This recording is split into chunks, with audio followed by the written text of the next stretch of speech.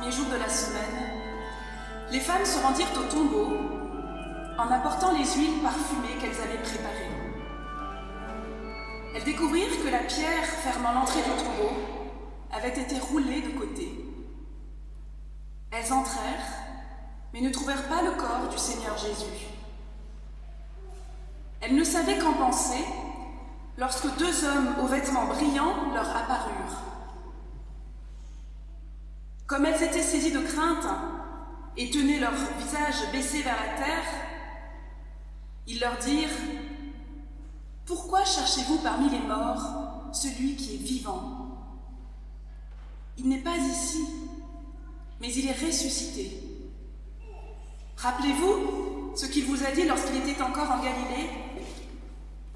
Il faut que le Fils de l'homme soit livré à des pécheurs, qu'il soit crucifié et qu'il ressuscite le troisième jour. »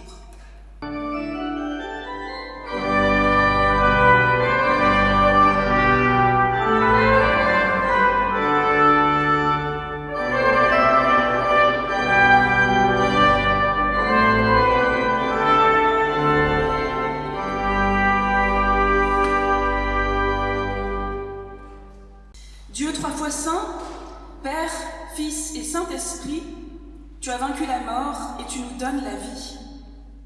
Joie sur la terre, paix dans nos cœurs, nous t'acclamons, Roi victorieux. Et avec tous nos frères et sœurs chrétiens du monde entier, nous proclamons, le Seigneur est ressuscité, il est vraiment ressuscité. Alléluia.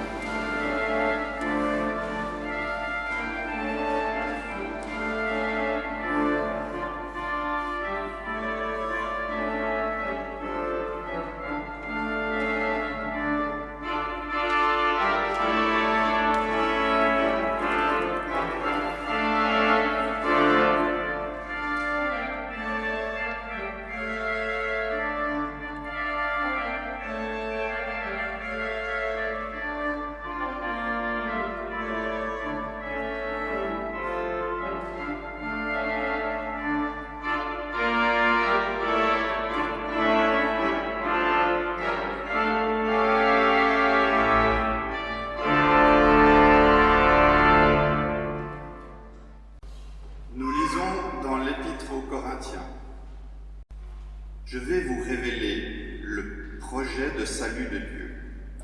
Nous ne mourrons pas tous, mais nous serons tous transformés en un instant, en un clin d'œil, au son de la dernière trompette. Car lorsqu'elle sonnera, les morts ressusciteront pour ne plus mourir et nous serons transformés. En effet, ce qui est corruptible doit se revêtir de ce qui est incorruptible. Ce qui meurt doit se revêtir de ce qui est immortel. Lorsque ce qui est corruptible se sera revêtu de ce qui est incorruptible, et que ce qui est meurt se sera revêtu de ce qui est immortel, alors se réalisera cette parole de l'Écriture: la mort a été engloutie dans la victoire.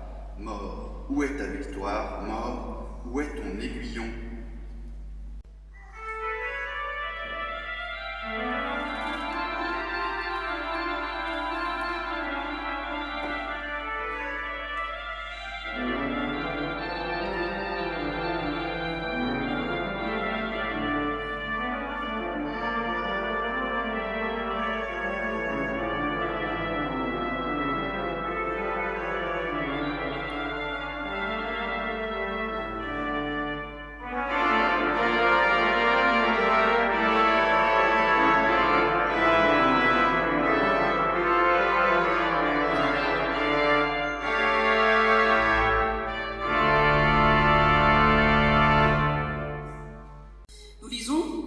Jean 20, les chapitres 19 à 23.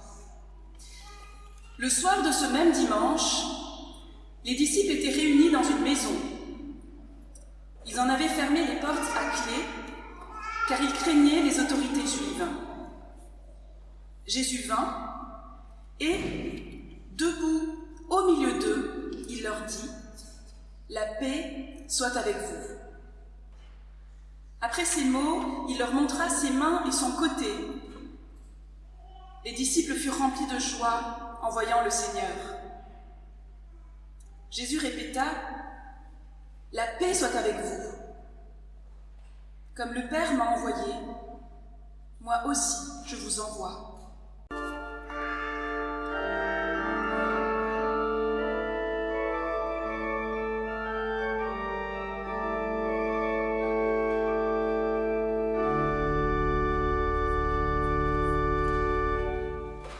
On peut imaginer dans quel état d'esprit et d'émotion étaient des disciples réunis ce soir-là, ce soir du premier jour de la semaine, de ce dimanche historique.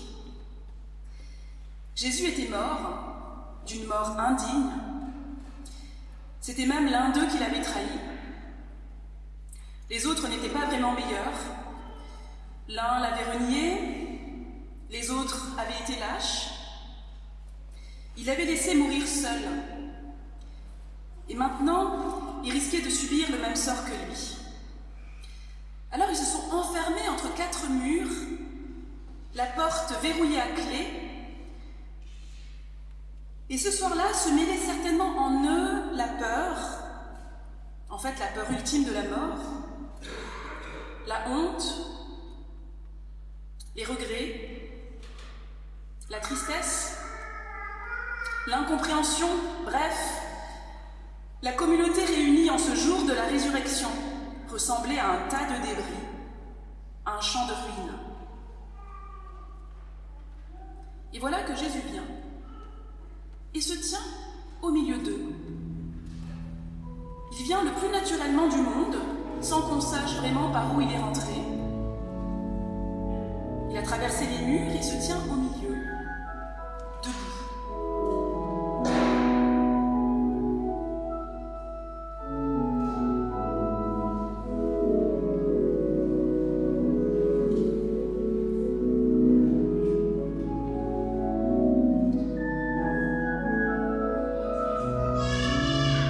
Donc ce récit de Pâques qui nous montre comment les disciples sont passés de la peur à la paix, de la tristesse à la joie. Et c'est à ce passage que nous sommes invités, je crois, profondément, en ce jour de victoire.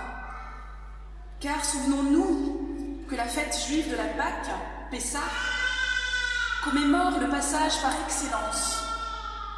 Le passage, à travers notamment la mer Rouge, de l'esclavage en Égypte à la liberté promise en terre de Canaan. Oui, Dieu n'a jamais cessé de vouloir nous faire passer de l'esclavage à la liberté, de l'angoisse à la paix, de la peine à la joie, qui tous peuvent se résumer au passage de la mort à la vie. Par sa mort et sa résurrection, Jésus accomplit pour nous ce passage suprême et nous pouvons, comme les disciples en ce jour-là de la résurrection, y trouver notre joie. La joie du surgissement dans nos vies ici-bas, de l'éternité de Dieu. En ce jour-là, Jésus le crucifié et le ressuscité a pris place avec naturel et autorité, au milieu de toutes les maladies et les pandémies, de toutes les guerres et tous les génocides, au milieu des richesses excessives et des pauvretés avilissantes, au milieu de la misère humaine, il se montra, se révéla comme celui qu'il était, qu'il est et qu'il sera, celui qui dit à tous, sans exception, « La paix soit avec vous. » Mes frères, mes sœurs, que ce jour de Pâques soit un jour où nous naissions de nouveau à cette assurance. Notre Seigneur, le ressuscité, se tient debout au milieu de nous. Il vient dans nos lieux les plus fermés, dans nos cœurs les plus serrés et verrouillés. Aucun mur n'est trop épais et aucune porte n'est trop fermée pour qu'il ne puisse les traverser. Il vient et il nous dit « La paix soit avec vous ».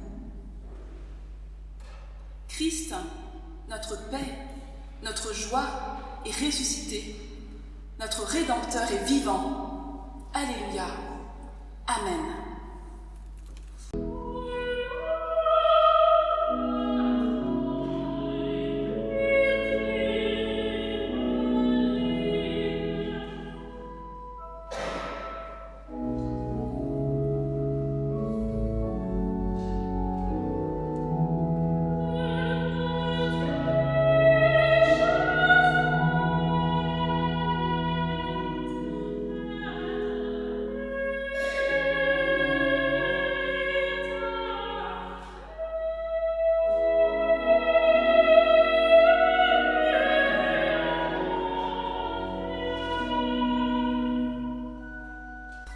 Je vous invite à vous lever pour confesser ensemble notre foi. Je crois en Dieu, le Père Tout-Puissant, Créateur du ciel et de la terre. Je crois en Jésus-Christ, son Fils unique, notre Seigneur, qui a été conçu du Saint-Esprit et qui est né de la Vierge Marie. Il a souffert sous Ponce Pilate, il a été crucifié, il est mort. Il a été enseveli, il a forcé le séjour des morts, il est monté au ciel, il s'est assis à la droite de Dieu, le Père Tout-Puissant, et il viendra de là pour juger les vivants et les morts. Je crois en l'Esprit Saint, je crois à la Sainte Église universelle, la communion des saints, la rémission des péchés, la résurrection des morts et la vie éternelle. Amen.